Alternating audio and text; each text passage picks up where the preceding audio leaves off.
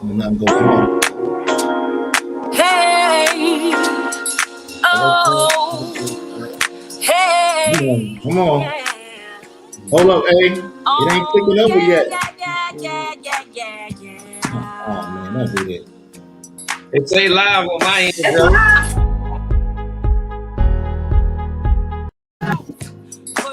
Hey, well, we here tonight. We here today, today, whatever. The joint was not clicking on my side, so we've had those problems before. No countdown tonight, people. Make it do what it do. Everybody that's out there checking us out, welcome to Front Porch Discussions. This is 2021. This is our episode 7. This one is called Bossing Up. We got some very important people with us and a true boss with us. This is Women's History Month. And so I give a shout out to all the women out there making moves, especially our black women. We know that you all are our existence, the backbone of our existence. Give us life and hold everything down for us as black men in the black community. Got some shout outs coming through. Got my sister Jocelyn saying, hey, big sis. Hey, big sis. Angela Kessler coming through. That's Brooklyn in the house. NCCU saying hello. What's up, Angela? We got, my cousin. What's up, cuz? How you doing? Alvin Williams. Yo, hey, we good now, man. We're good.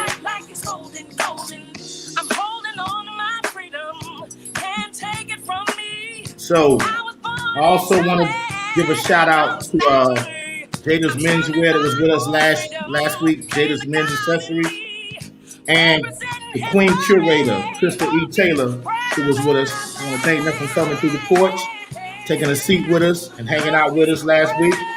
So that was cool. This show itself is going to be dedicated to some friends of mine that went to North Carolina Central University with me. First and foremost, Mr. Brian McCorkle, rest in peace.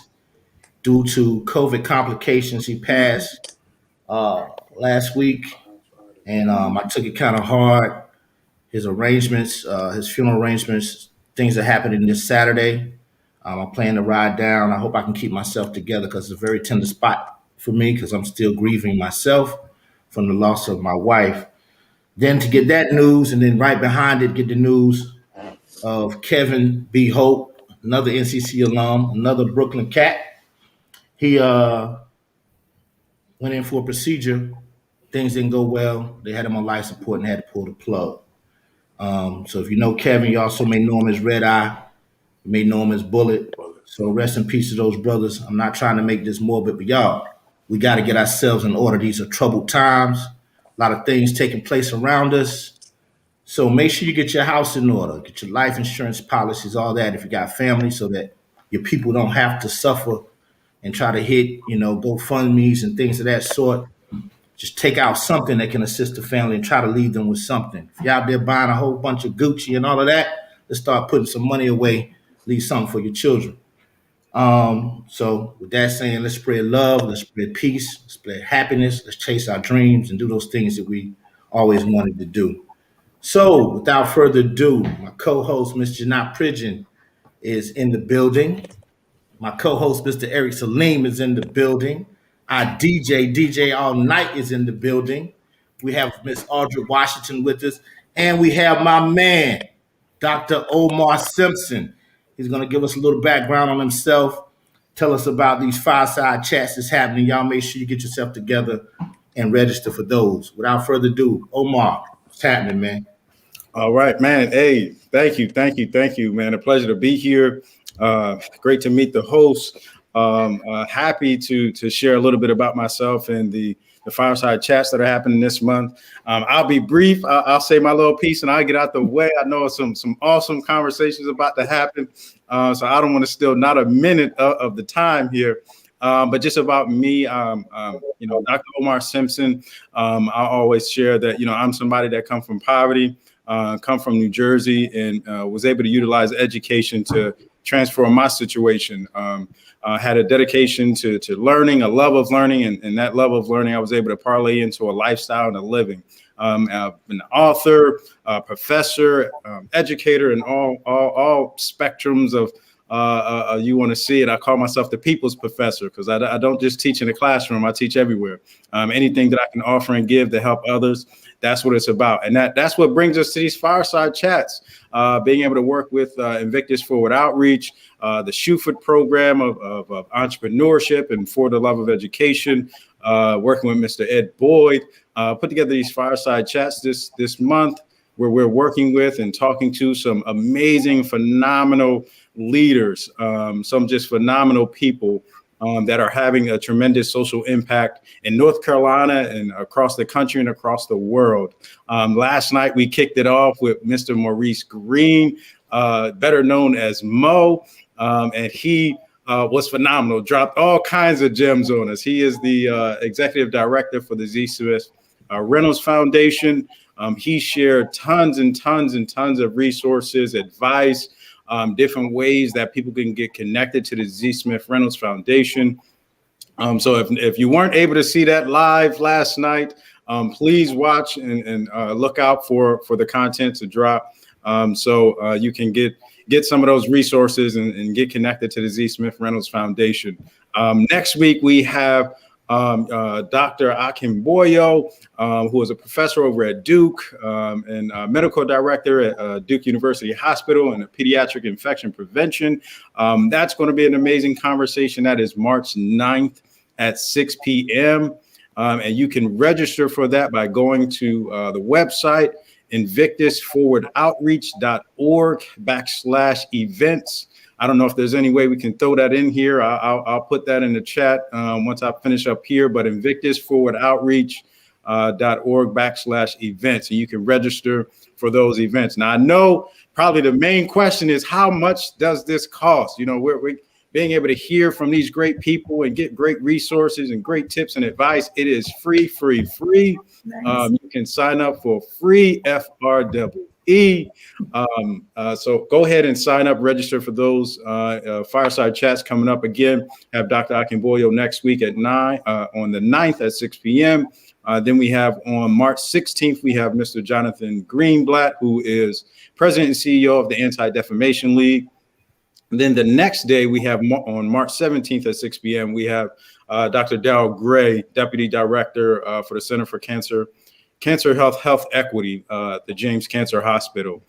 So a lot happening, a lot going on this month with these fireside chats. And hopefully you can hear, I'm fired up about the fireside chat. So please sign up, invictusforwardoutreach.org/events.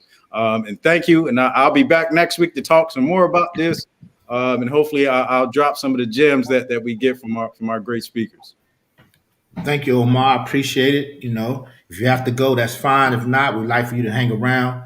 Anybody that's listening and watching, if you go to my Facebook page and our Front Porch Discussions page, you'll definitely see the flyers for that fireside chat. And again, you'll see the link so that you can register. It's free. iNvictus Forward Outreach is always staying ahead of the curve and doing a whole lot of stuff for the community. So make sure you stay tapped in. Go to the iNvictus Forward Outreach page and join up on that page so that you can see a lot of the things that are happening. So without further ado, Ms. Janai Childress, do you want to introduce person of the hour? I definitely do. Listen, we got a heavy hitter on the show tonight. I don't know if y'all know, but she's a heavy hitter for real. So please welcome Miss Audra Washington Madison. She is a dear friend of mine, big sister from Bennett College. She has been in the entertainment business for over 20 years. She's worked for the American Society of Composers, which is the ASCAP. Good and she had a vital role in recruiting. Let me give you some of these names, y'all. P. Diddy, Mary J. Blige, Maxwell, Missy Elliott. Oh, it's a whole lot. She also played a major role in the 32nd NFL Super Bowl halftime show. She's done radio and some TV things. She is also currently now the marketing director for the Preakness at the Maryland Jockey Club. But this is the highlight of it all. She is the editor-in-chief of Poised magazine, which we are going to discuss today because I think it is so amazing. So please welcome my big sister, one of my dearest loves, Audra Washington, Madison. Thank you. Did I do good? Did I do good? You did good. You did good. Okay. You did good. Yeah. So tell us what, Audra, tell us, like, just talk to us. Tell us, you know, those some heavy names, P. Diddy and Maxwell. So how did that come about? Is that where we starting? Is that where we starting? Yeah, we're gonna start there and then we're gonna go to the magazine. Okay. Yeah, okay. My younger self, I'm proud to say, you know, I'm 53, but when I graduated from Bennett, I wasn't staying in Greensboro. I went back to New York. I'm born and raised Bronx, New York, and claim New York City as home for me. Not the other three boroughs, excuse me. But just those main two. But I went back home and I knew that I wanted to be in entertainment. My family, my mother specifically, worked at a label, couple of labels.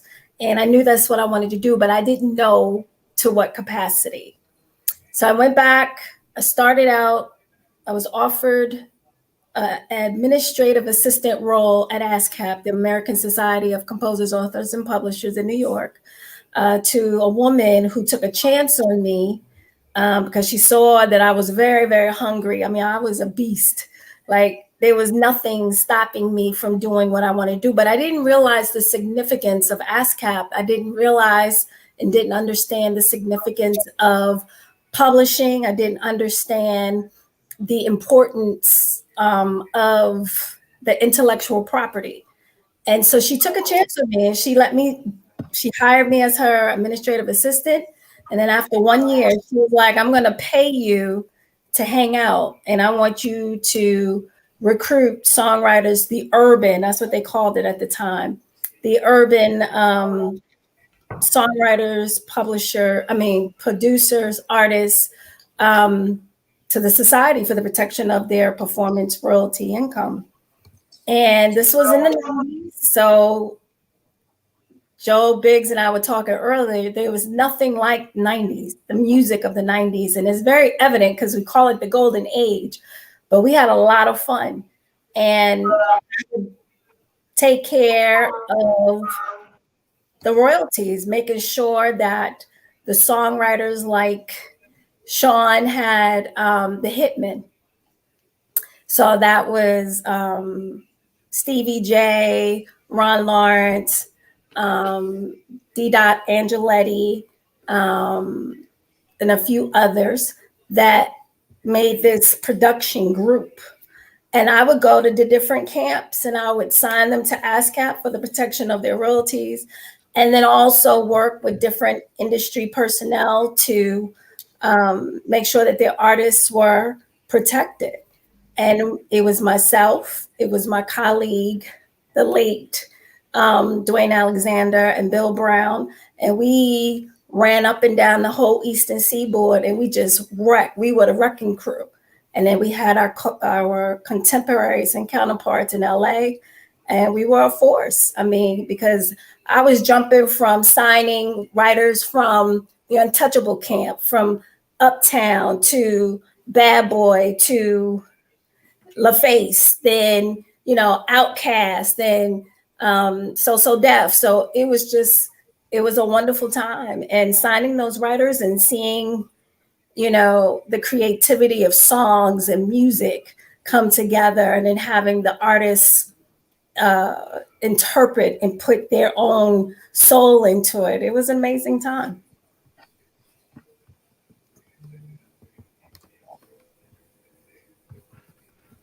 I was muted, sorry. So how did you come up with Poised magazine? Can you tell us about that and how that came about? To be very, very real and I know I'm gonna hear it, but to be very, very real, Poised was created for a need for myself. At the time, it was a couple of years ago, and I didn't feel that the mass media was addressing the needs of Black women after they reached 45, so 45 plus. And it wasn't until, and I know there's some men on the call, so I'm gonna be very delicate because you know how us women can talk, but this is still a front porch conversation, and you're on mute, I see that. But this came out of a conversation. Poised really was founded out of a conversation with two women who shall remain nameless, and they were in their 60s at the time.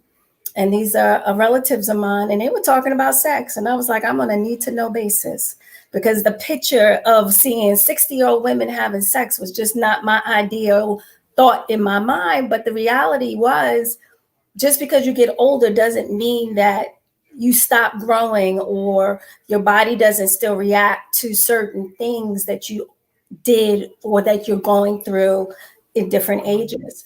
And so Poised was founded so that way women, Black women, 40, 65 plus, would get their needs addressed. So it's a lifestyle publication. So we're talking about hair, makeup, finance, becoming the caretaker of your family, you know, the shifting of life, mental health, your body changing, menopause, finding love, you know, later in life or 50.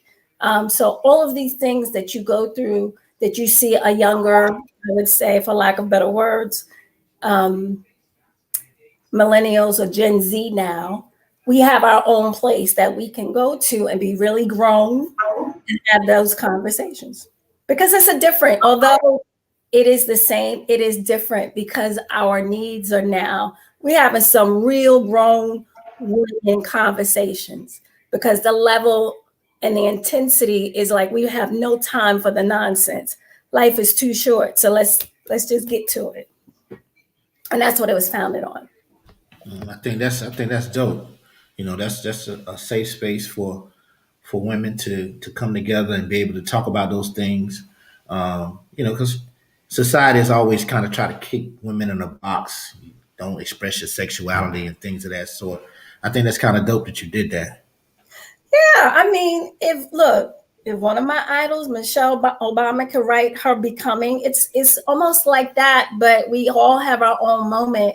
But like you said, Joe, there is a safe space for us to talk, be frank, not be judged. We can actually relate to one another and have that, oh, you too, yeah, me too moment, because we're all going through something similar, we will, and at least have the opportunity to get advice on things, because there are a lot of subjects in the African-American community, especially for women, that are just taboo. Sex is taboo. Finances, taboo. How you raise your children and they acting stupid, you don't want nobody to know. Taboo. You don't want nobody to know that you're having problems with your kids or whatever. So this is that platform that you can go to get information, to learn, to relate, for women who are over a certain age. Could you explain the platform a little bit more? You actually mentioned some interesting interactions that you wanted to foster between all these women in this older age bracket. So can you explain the platform and how you look to engage them like that? So the platform, it is a digital publication. So there is a website. It's Poised, Poised mag.com. I knew going in that I didn't want to create a print type of publication because I wanted it to be global and I wanted it to have a broader reach.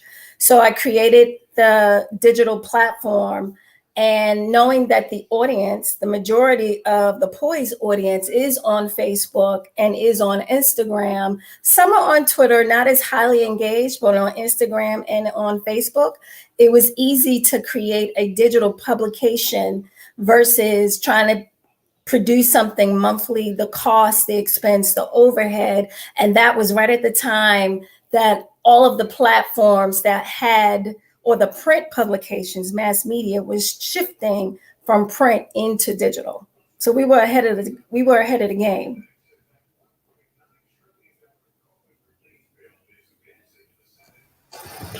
Well, let's talk some more about your upbringing, where you're from, where you went to school, and then after that, you kind of let us into how you got into the music. But let's do some background so we know who we talking to. I'm a 5.1 and a half Mighty Mouse little girl from Bronx, New York, born and raised, went to Catholic high school in Manhattan, raised streets of New York between Bronx and Harlem World. There's nothing like it. Exposed to hip hop at a very early age. Got accepted to a lot of HBCUs, but my mother wanted me to go to a PWI, and I was like, not having it. But the streets of New York really raised me. I mean, when you can walk up, what I see now when I was able to go home to visit, to compare to my upbringing, totally different. There's nothing like it. I wouldn't trade it for the world. And then after high school, decided to attend Bennett College, my beloved alma mater in Greensboro, North Carolina. The one of two historically Black colleges, private college for Black women. And at first, to be very honest, I chose Bennett because it was small enough for me to get my work done, but it was large enough for me to get my social on at A&T, and it was the best of both worlds. So that's how it all began. But I'm a diehard New York Bronx girl. If I could intervene a little bit, you were talking about the golden age of music, and I was watching the story. I got a story to tell about Biggie. And I used to actually run my uncle's record shop, had a record shop in Brooklyn. And I was there in the mid 90s. And that time was absolutely electric. Just being exposed to all of the parties that I went to and kind of seeing all of that, and actually having the store 3 blocks away from where Biggie grew up, and he used to come in the store and all of that. So it was just hearing you talk about that earlier, just kind of just brought back, like, man, it was just really a wonderful time. That music industry was off the chain. And, it was fire. It was. I will say, I appreciate all genres of music. I really do. I'm a music baby. And then having worked in an industry where there's so many different genres and meeting different songwriters and publishers, you get to, and on the publishing side specifically, because you understand the importance of the catalog, because a lot of the songwriters, successful songwriters, live off of their catalog. But for me, having worked, lived, breathed, hung out, partied in the 90s, from 92 all the way to 2005, but really that crux of the 90s, it was unlike any other. And I think it was because you had the cross-pollination of R&B music, real R&B songwriters and producers, with hip hop and hip hop R&B, and then you infuse it with early R&B and then early hip hop. It was just, you had so many different genres and different sounds, and you can go see, performances. Like, for example, I was watching, D'Angelo and Friends the other night, and I remember when I signed D'Angelo to Ascap, and I remember watching him perform Brown Sugar, the album, his debut album, at a release party. The release parties back then was very intimate, and it was, the majority were industry executives, but it was very intimate, but you could really see and feel the performances. So watching him on IG Live, it was okay. It's good to see him, but nothing will ever replace seeing him live on stage, playing, just sitting him in his keys, smoking his cigarette, and just doing D'Angelo. That was the beauty of the 90s, because you can go, you can see your favorite artist and then see the collective work between hip hop and R&B. It was electric. And unfortunately, I think this generation is missing, that excitement, because we don't have the tours anymore, of course, COVID. But even when you pre-COVID, you don't have the electricity like seeing a mint condition on stage play and Stokely on the drums. They don't have that. You don't have comparing Mariah Carey, Janet Jackson, and Whitney. Who you gonna pick? Who you gonna pick out of those three? What is it about the publishing you think it is? Because it seems in your work you are pursuing artists more so than artists seeking you out.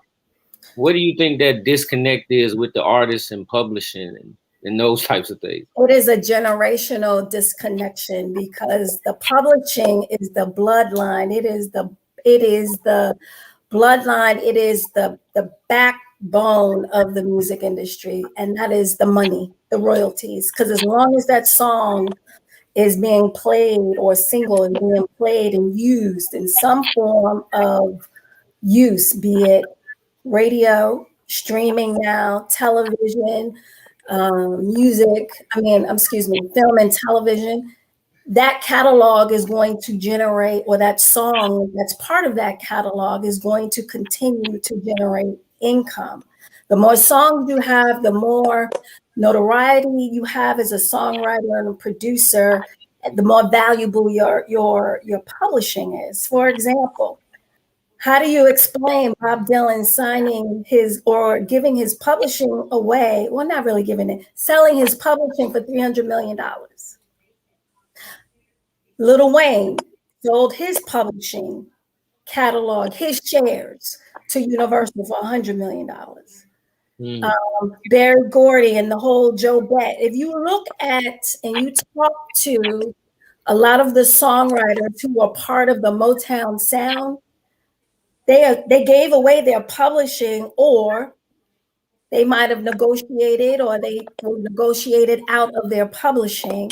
So that way they might have gotten upfront money, but on the back end, they don't have no royalties coming in on that catalog. Prime example, and I forgot which streaming service is on. I think it's on Amazon Prime. If you get a chance, watch the Parliament Funkadelic documentary on Amazon Prime. And it clearly tells you, and they talk about the writers that are still living, talk about how George Clinton would take their publishing or give them very small money up front, but he got all of their publishing in exchange for drugs. So they were getting high, he was getting money, but he sold his publishing to another group or person, so that, Atomic Dog, he has no access to the publishing royalties on that song. The whole Parliament Funkadelic catalog, he has no rights to the publishing side of that catalog. That's sad. And a lot of our Black artists, time and time again, who wrote their music, weren't aware about the publishing. They were just for the love and the passion of the music, but there's a way to monetize on that. And so I'm very proud to have been a part of that group of Black publishers. And there was a crew of us. I mean, when it came down to the deal and deal making and who's going after what, we all wanted the deal, the art of the deal. But more importantly, we wanted to make sure that the songwriters that we were working with were protected, that they knew about their publishing, that they would collect their royalties. Now, what they did afterwards, who knows? Hopefully a lot of them still have their rights. But for us, we knew we had a moral responsibility to educate. I think of Ray Charles and just how much of a beast he was in trying to get all of his publishing and things, and the fight that he went through to get that. But I wanted to ask you, how important do you think the book that Kashif did back in the 80s, talking about publishing and how important, and a lot of people really don't know about that book, but I was able to read it while I was, there in New York, but he laid down a lot of groundwork as far as how to get your publishing and getting that money on the back end. And you would be surprised at how many artists that we don't see up front today are still getting paid from their publishing.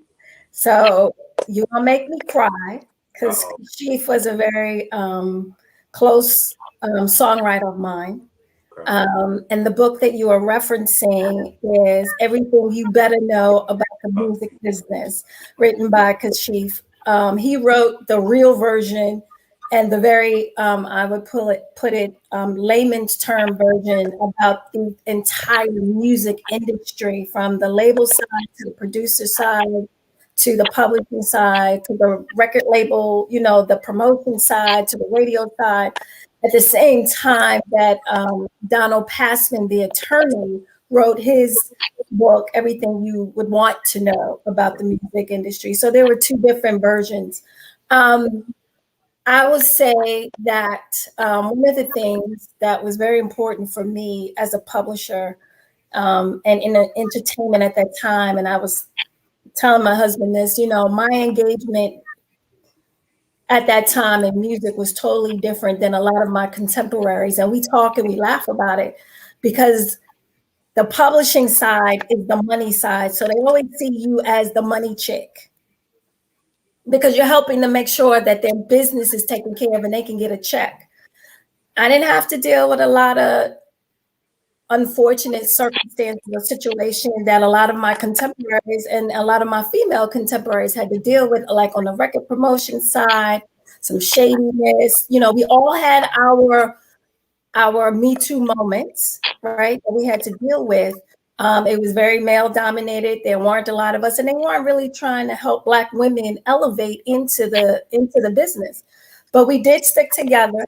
But when it came to what area of business that you were in, and the publishing, dealing with songwriters like Kashif, dealing with songwriters like Gwen Guthrie, nothing going on but the rent. She lived lovely just off of that one song overseas, right? And she would still perform. So every quarter, she would get a nice, decent check every quarter. The whole Ashford and Simpson catalog, from A to Z, from Motown to their own singles to the songs that they have written for Diana Ross and Dionne Warwick. I mean, the list goes on and on. So from a publishing side, the respect level and the engagement level was definitely different. And I just felt it was always my job to make sure that the up and coming writers knew specifically, make sure your business was being taken care of, make sure you understood your splits, even if you were in the studio and even if you were lifted, because there were a lot of days, there was a lot of smoke. Make sure that you would write that information down, even if it was on a napkin, because that was proof that there was a conversation about who got what and who was entitled to what when it came down to registering the songs. That's what's up. That's awesome for you to be able to navigate through that. And like you said, I know in that time, I dealt with a lot of the female promoters from record labels, and so that was and it took hearing all the Me Too moments now is like I kind of figured that was and it takes and I will say this. It's a certain kind of woman, period, to work in any form of entertainment, period. Like, you cannot have no thin skin. Right.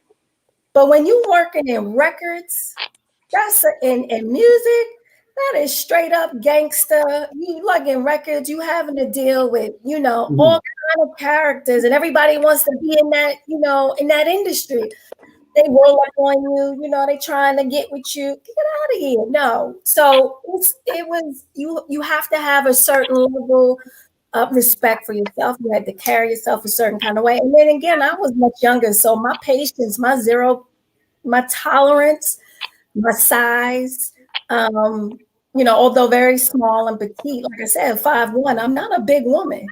But I would come up in there like a wrecking ball and be like, I'm not taking, and I would establish the respect from day one, because I was always about the business of music. Let's what you got, and then afterwards go home and have a life that was outside of music, because I was on the road so much. So, you know, being involved with my sorority, being involved with my, you know, my Bennett sisters, doing things that kept me balanced, because it could consume your life.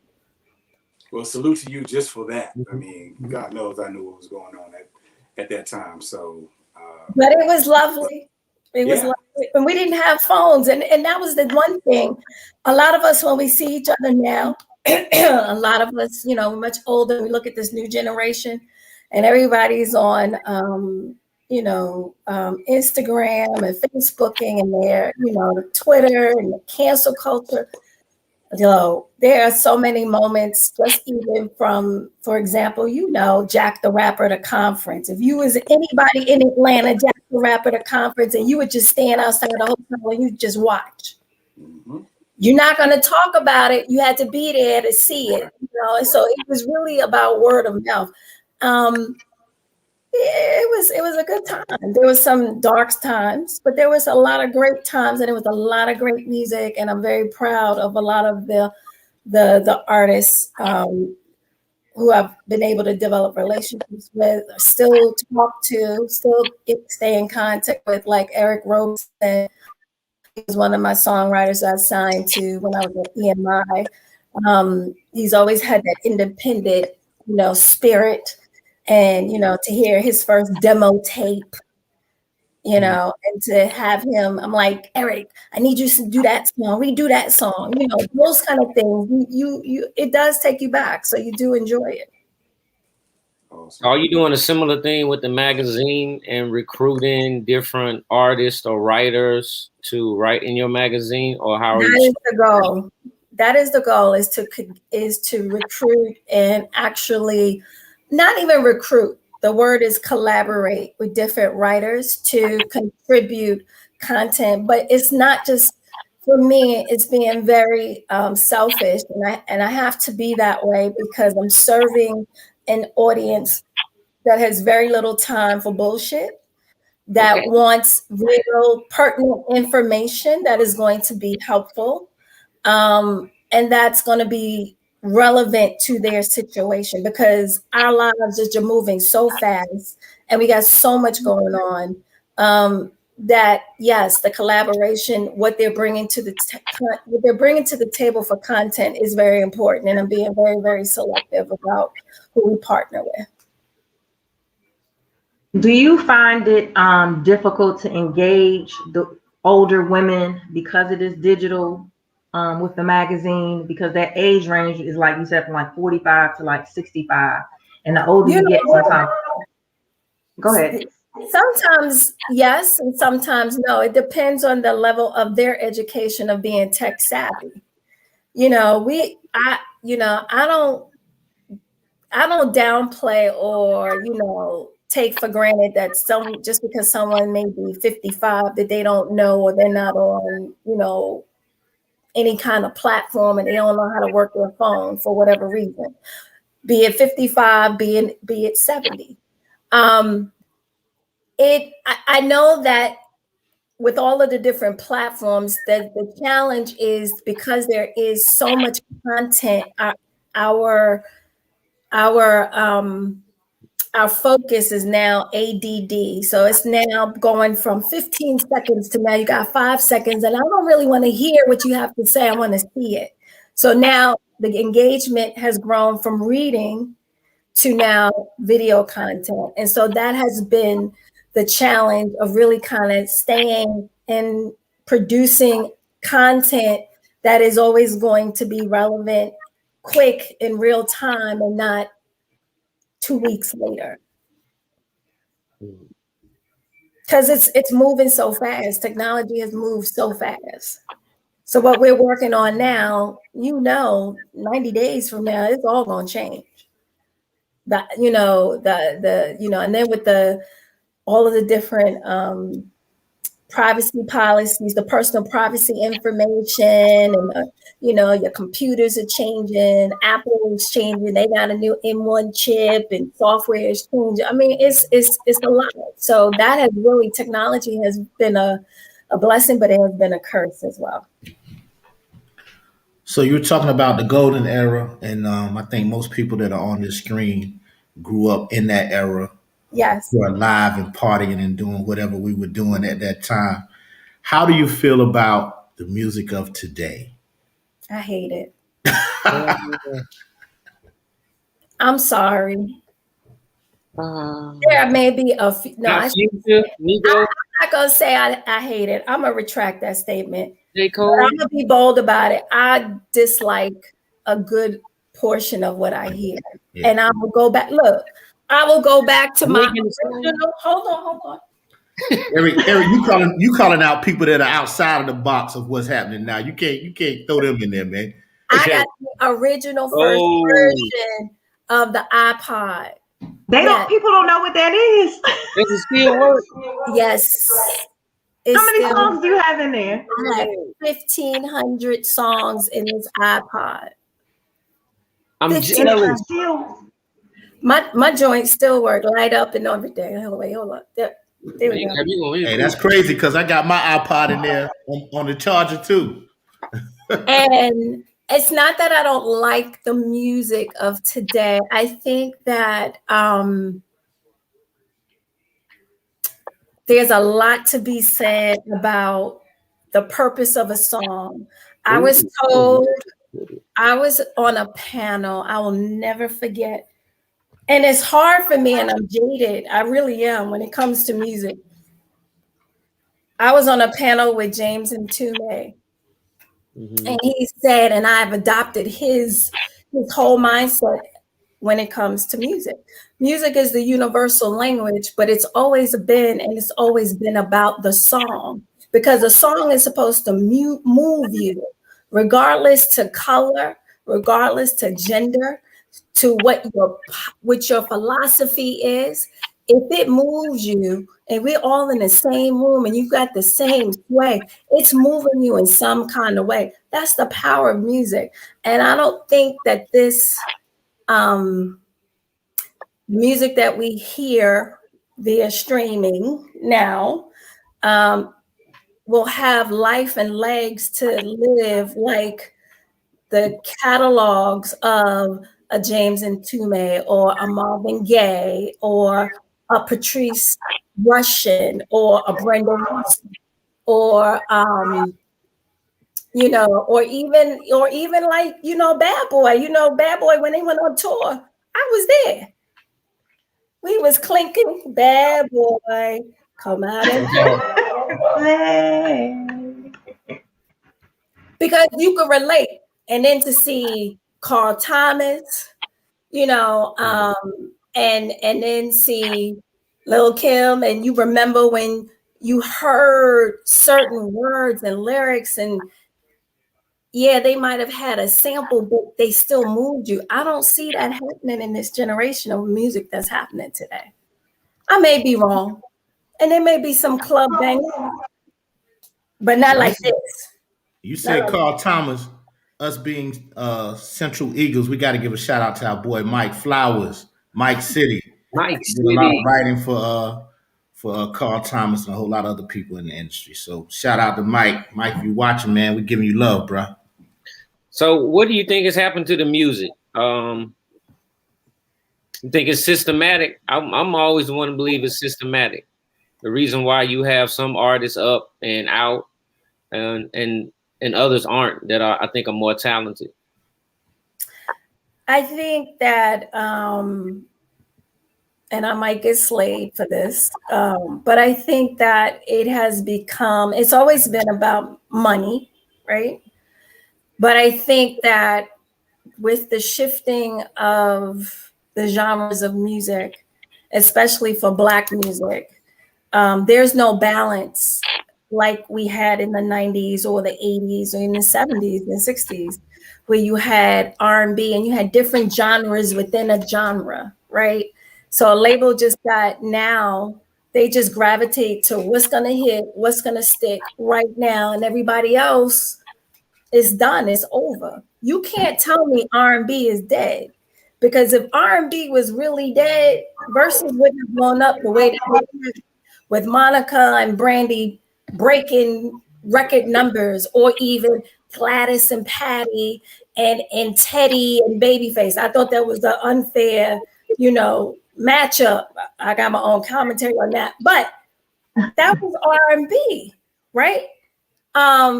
Different genres, but still, they just went very one-dimensional, and our music is multi-dimensional. And I think that that's the problem with the music industry. They're not looking that there's something for everybody, but it's very youth-driven. I'm gonna tell you what I miss about the R&B. I miss the boy bands. There are no more boy bands. Let me tell you, who was your favorite boy band? Oh, New Edition, of course. New Edition. Who else? Boys to Men. Boys to Men. Like you don't even that's not even like they don't have it anymore. Soul for Real. Yeah, Soul for Real. None of that. And then Jodeci when you want to get grimy.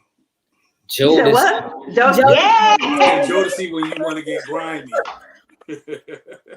But Jodeci had some love songs, they was thugging it out. But there was a balance. That's my point, is that our music has always been multi-dimensional. And the music industry now is very one-dimensional, and that's a problem. For me, even the new artists that are out, like for example, Summer Walker. Like for me, they don't sound like they're singing. They just sound like they're like just kind of like talking. So you don't really have, when these artists come out, they don't have like the vocal power that artists used to, like they don't have that anymore. So it's like, what happened? Like it's just and I'm not knocking Summer Walker because she got some fire songs, but you just don't have that, for me, that vocal power. You know what I'm saying? So. You don't have the vocal power. And then when you go to a performance, and I can't say this for everybody, but I know I can speak. Like I said, early 90s, mid 90s, you had Janet. You was going to see Janet at Madison Square Garden. You were going to see Whitney Houston either at Madison Square Garden or Radio City by herself. All you needed was, and all Whitney had was a spotlight, one mic, and her band. That was it. Then you had Mariah Carey. So out of those three women, Mary wasn't in that category yet, but she was getting there, right? So just with those three alone from the 90s, who was your favorite? It was hard because you would always go back and be like, wow, but Whitney can't dance with Janet. Did you see Janet? Yeah. Whole tour. I mean, there was excitement. There was, their vocal performances. There was their artistry on stage. And then you had the production. But the vocals and the artistry was clearly very evident. And that's part was missing to me as well in this day and time. Like, I like Megan. I think that she's talented. I like the artistry. I'm not crazy about the lyrics. There's some other, but just wanted to share some of the. Yeah, it's definitely a shift. Like it's definitely. You just don't hear that anymore, and it's hard. So like you said, you can't. Back then, you could be like, it actually depends on what mood you were in, who you were in love with at the time, to say what artist you really like. You know what I'm saying? But now you just like you don't have that. It's like, let me tell you how gangster I was. And my mother was like, "You are going to burn, little girl. You're going to burn." And my father would just shake his head. And I'm a PK kid. I would go to church and recruit songwriters from church, because your church songwriters and producers and those artists, but hear me out, right? They were taking their talent and it was transitioning into R&B. Casey and JoJo, clearly very evident, right? Fantasia, very much younger, but very evident. Whitney, very evident. A person, an artist to me who still does not get recognized, although she does, but not her just due, just for her, excuse me, for her vocal ability and her songwriting ability, is Faith Evans. Oh my God, Faith Evans in the church. You hear Faith sing I was going to say, do a gospel album. Just do a gospel album. Do a gospel album. Gospel is safe. You know, it's funny because people will always like, if you look at Beyonce, like, great performer. You look at Janet, great performer, but vocal wise, for me, and I might get, knocked out for this, to me, she's not a singer. She's a performer. So there's a difference between a performer and a singer. So if I'm going to spend my money, and yes, I have been to a Beyonce concert and I spent that money, and I've been to a Janet concert. But for me, like, I need those vocals. So the first time, I didn't even know who Jill Scott was. My cousin's like, come to this Jill Scott concert. When I tell you, she take you from A to Z. No. Jill Scott story. I wish I had my tapes. I was hanging out with Jeff Towns, Jazzy Jeff, and that whole Philadelphia, his whole production camp. Another great songwriter, sick producer, right? We go and we watch. He said, I got something for you. And we went to a show and she was performing. And this was before she was even signed. And I was in Philadelphia at the show like, oh my God, because the back of my neck, the hairs was just standing up. And it was just effortless for her, between her smile and her singing and the vocal performance, as you stated. I said, Jeff, let me take her and let me just shop her for you to see if we can get her signed. Because that's how much I believed in Jill before she got signed. We flew the flight time in Minneapolis. I took her also to, I want to say flight time. And then I also looked at, we were looking at, I can't think of the funk label, but it was through Sony. And Jimmy and Terry were like, oh my God, we want her. Like, there was a bidding war. There was a bidding war for Jill. Jill was like, nah. And she went with Sony, but it was a smaller label because she felt the vibe and it was a better fit for her. That first album, Who is Jill Scott, was her demo that I shopped to get her signed along with Jeff. I said, I just want to help you. That's all I want to do, because that's how much this woman then, and this was 98, this was 98, 99, early 99. Now look. Wow. Super performer. I actually heard a musician say that the church is a good place to get practice in because you get a performance every Sunday. You do. You said every Sunday. Yeah. It was like those schools. And it's authentic. It's authentic. Like songwriter, producer, the great BB, and we refer to him as BB, but Bernard Bell, who co-wrote Remember the Time with Teddy Riley. Grew up, went to church, was a member of Community Baptist Church in Englewood, New Jersey, was part of the band, but Bernard is a talented musician. Like the whole Community Baptist Church choir and the musicians alone, they all got some form of entertainment. If you want to see entertainment and be in the music industry, they all like Community Baptist Church. And they gigging. It's a gig. It ain't no, they gigging, they practicing. They it's the chords, it's the organ, it's the drums, it's pastor going like this, and it's but it's authentic. And if you can't bring that into your music, that's how you move people. Today, I don't see that. I see that in John Legend in his music because he can play, but you don't have a lot of artists that play real music anymore. No. And I see that in her because she can play. Yeah. But there's very, very few that can do so. Like, I don't know of any young artist besides her that can go toe-to-toe or that could potentially go toe-to-toe with Jill Scott. I don't know. I do like Jasmine. I won't say she toe-to-toe with Jill, but she a nice young one, though. Now, Jasmine definitely. Yes. I'm sorry. Yes, she's dope. Yes, I forgot Jasmine. So I agree. But again, she also sounds like she was raised in the church. Yeah, that girl sang in the church. That's my point. Like she's fine. My strategy then is valid because you go to the church to find your songwriters and your artists. Yeah. So why didn't you try to like start a record label or That wasn't my purpose. That wasn't my purpose. I thought, honestly, when I started, like I said, I started out as an administrative assistant, and I thought I wanted to be an A&R. I really did, because I was like, oh, I got ears. I could do that.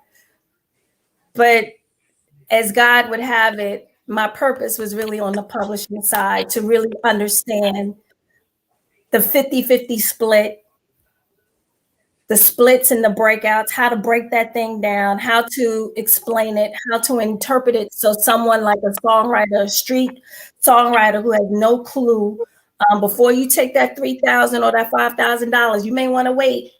You may want to, or give him some strategies to kind of negotiate. Like, look, don't give up your whole 50 or your whole 100. Instead of taking the 5, take the 3. And then instead of, you might have to give up some publishing, so give them 30 and you keep 70. Like, help them to really look at the numbers in a different way, because in the long run, don't be so quick as we were told and raised.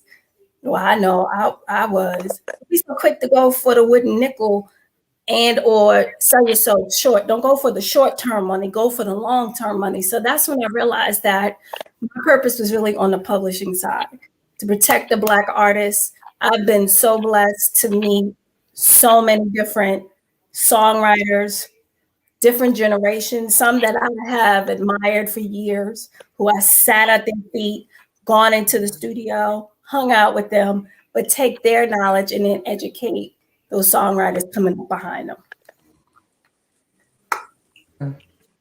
Now, I know we were still hang out and hang out with them and, be like, that's cool.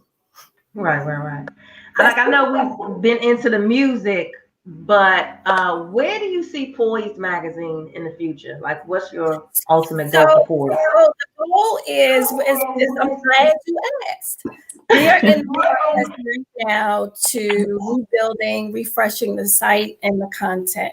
The technology, like I said, has grown, so that way we can expand the offerings, not just with the platform of the content and articles, but also audio as well as video. Because I know for certain, just looking at the research and looking at my numbers and looking at Black women, we're not reading.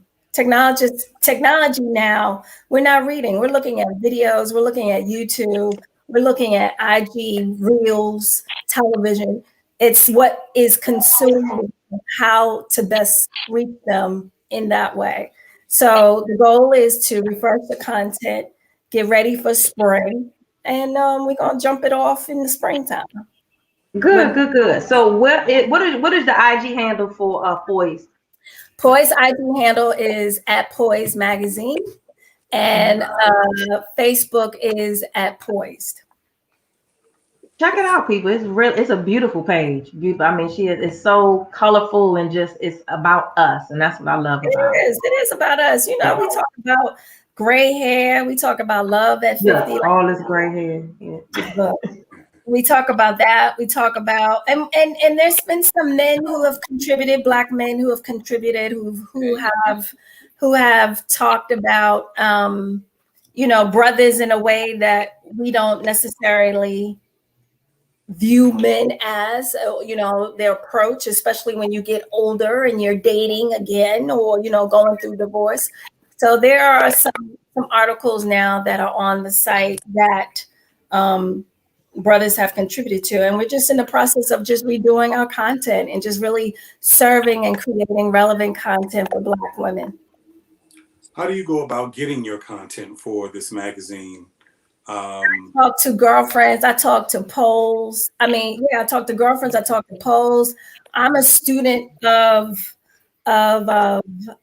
people, and I look at what do I need, because it really starts with serving me first, right? So, you know, if I need some financial advice in this COVID environment, that's the content that I'm gonna put out there. Taking care of my dad, who recently passed during COVID. I wasn't the sole caretaker for him, but I was, you know, the indirect caretaker because I was the closest, and I'm the only girl, and I'm the oldest. So knowing that I had a very close relationship with him, seeing the circle of life, him not wanting to do a whole lot, you know, it's those things that are relevant to me that may be relevant to Janai, relevant to a lot of our Bennett sisters. I will ask, like, what's important to you? What you got going on? What should we talk? Listen, y'all, I will get a random text. Like, I won't talk to Audrey for like 2 weeks, and I just get this random text with like 3 questions. And if you don't answer, she'll call you back. She's like, didn't you see my question? I just text you. I said, yeah, I need an answer. I need a response. I'm like, okay, I'm going to get to it. So she definitely keeps all of us involved. I know her and I talked last week about some things that she could do for Poised. And so we really just bounce off of each other. And that inspired me. I was like, oh yeah, that's right. That's good. Like, so many people. And I'm going to tell you, it's not easy. It is by no way easy to try to find content or writers that want to even participate, you know, because everybody's looking for, well, I'll write that article for $500 or $700, you know, and I'm like, really? That's what we're doing? Okay. So I'll sit tight because I know that there's a purpose for the content. There's a purpose for the magazine. I'm serving Black of a certain age. Essence is cool. I don't knock Essence. I grew up on Essence, but Essence is not serving me at 53. Now, Essence Fest may serve me, but that's an event. No. And I'm not making fun. I'm saying I'm doing a comparison, and that is Essence Fest is an event, but your digital and your content, some of it may serve me, some of it may not serve me. And what some of my other sorority sisters have pointed out is that women our age, we're getting our information that we need from other sources and we're piecing it together. Yeah, it may be relevant, but we need a place really to really amplify what's going on with us. Because this year was very pivotal and critical, as you know, for the election. Who stepped up to the plate? Right. Mm-hmm. Women. But when you look at certain women, and it's not just Black women, I'm also paying homage to 3 of my favorite women of all, 4 of my favorite women of all time. Lena Horn, number 1, because she was the first. Well, she was one of my first. But first, as far as Black Hollywood, having to be a trailblazer, dealing with white Hollywood, dark color makeup, pancake makeup. I mean, it was just crazy. Activist, Ruby D. What can we say about Ruby D that we don't already know? Right. And then my favorite is Diane Carroll. Anybody that knows me knows Claudine is my favorite. Julia. Just talking about Claudine last night. Wow. Claudine had a lot of kids, didn't she? Yeah, but that soundtrack by Curtis Mayfield was banging. Fire. Shout out to Curtis Mayfield, though. Shout out to Curtis Mayfield. Great songwriter. Wow. What? That whole soundtrack get you all misty-eyed. Feel Right, like right. Mhm. Oh goodness. Well, Audra. and it's because of them too that you really want to celebrate like our icons and those who have paved the way and that have opened doors, have gone through, so that way we don't forget who they are, right? Like we know Shaka, but we know Shaka as the woman that she had to, the triumphs and the hard times and the things that she had to overcome. Do you know, yes, we know Aretha, right? The artist, the musician, but did we ever really get to know Aretha, the woman? You know what I mean? The loves in her life, how she was as a mother, what she liked, what she didn't like. I'm not talking about just the music industry. I'm talking about the Black woman, right? So Poised also brings and calls attention to that. And those that people may not know. Beth Ann Hardison. If y'all don't know who Beth Ann Hardison is, you need to look her up. Mm-hmm. Pioneer in fashion, Black fashion, models, period.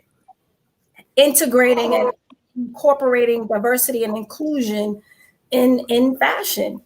There's just so many Black women. So Poised is really not just us when you get to a certain age, but it's really to recognize those women who, been doing some things for a minute and we don't look our age. Black women don't crack. I don't care how we don't. We got secret water in our DNA. Secret water. Look. But it's the truth. Yes, definitely. I went to an all Black women's school. When we go back and we see these same bells that are 60, 70, 80, 90, and they coming back and they don't look their age and they can out drink you under a table, baby. Let me tell you, I hope to get to their age. Right. Wow. And they still together with their pearls. You're right about that. Well, Audra, I want to thank you from the bottom of my heart for joining the front porch. This was fun. This was so good. Like this, the music portion, your iPod. Audrey, before you leave, I just got to acknowledge something. You mentioned your sorority. You never said what it was. We got a whole lot of sorority sisters alive. It's where they at. Oh, there you go. That's recognition enough. Also, I've had a couple of the bros pop on with you. So what's up, sis? Coleman Love. Coleman Love. Coleman Love. We got it. The best sorority in the world, Delta Sigma Theta Sorority Incorporated. That crimson and cream. Yes, it is. Chris McClain says thank you. He had a good time. A lot of people had a good conversation. I've been getting text messages and everything. So I'm glad everybody liked this session, this discussion. We'll do some more. Maybe we could have Audra back again in a few months if she's willing to do so. And maybe we should do something for Black Music Month. Maybe you should do something for Black Music Month. When is Black Music Month? Maybe you could get some people for me. June, faces and names they've seen before. June is considered, has been officially declared Black Music Month, the month of June. There it is, y'all.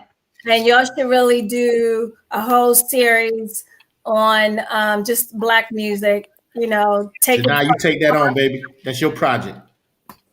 All right. You got Audrey right there with you. Yeah, make that happen. Go through the iPod. We'll go through the iPod. Right. Well, make sure you follow us on Poised on Instagram at Poised Magazine. And then on what's up, Soror? I see you. How much Charlie baby doing? I see you. We go back, me and Kawan. We got babies together. They were friends. And on Facebook at Poised, just not the magazine, just Poised. You'll see the logo in the upper left-hand corner. But thank you for inviting me and having me. I truly had a good time. Thank you. Well, before we get out, DJ Allnite's gonna do his little thing, gonna do a little mega mix at the end. Y'all can stick around or you can bounce out, but he get ready to do something for us. DJ Allnite, half man, half amazing. half man, half Half man, amazing. half amazing. I didn't I know like I that. was amazing. I like that. It's like it wasn't sweet. Oh, we didn't even talk about Lauryn Hill. Right, Yeah, we didn't. you must not have no fun. The sweetest thing I've ever known Hey, was like the kiss on a collarbone. So a caress of happiness. The way you walk, your style of you're smiling up. wish I didn't get so weak. Ooh, baby, just to hear you speak makes me argue just to see how much you're in love. Y'all, next Thursday, we'll be back next Thursday. Stay tuned in to the Front Porch Discussions group, all social media platforms, looking for who we're going to have with us and what we're going to do. We'll have a Spotlight Business again next week. Y'all make sure you go out to Jada's Men's Accessories here in Durham. Patronize them. Next week, they'll be giving us a check to pass forward to the next business that we spotlight. So just trying to do what we can in the community, man. Help Black people. Y'all support a Black business. Make sure you do that. Make sure you check out Poised magazine. You can't do it. You feel you too young. Tell your mama to get on here. Something. Right. Somebody, your grandmama, anybody, your auntie. Your grandma. We'll see y'all later, man. Everybody have a good rest of the week, a great weekend. Once again, this was dedicated to Brian McCorkle and Kevin B. Holt. Rest in peace, y'all. All right.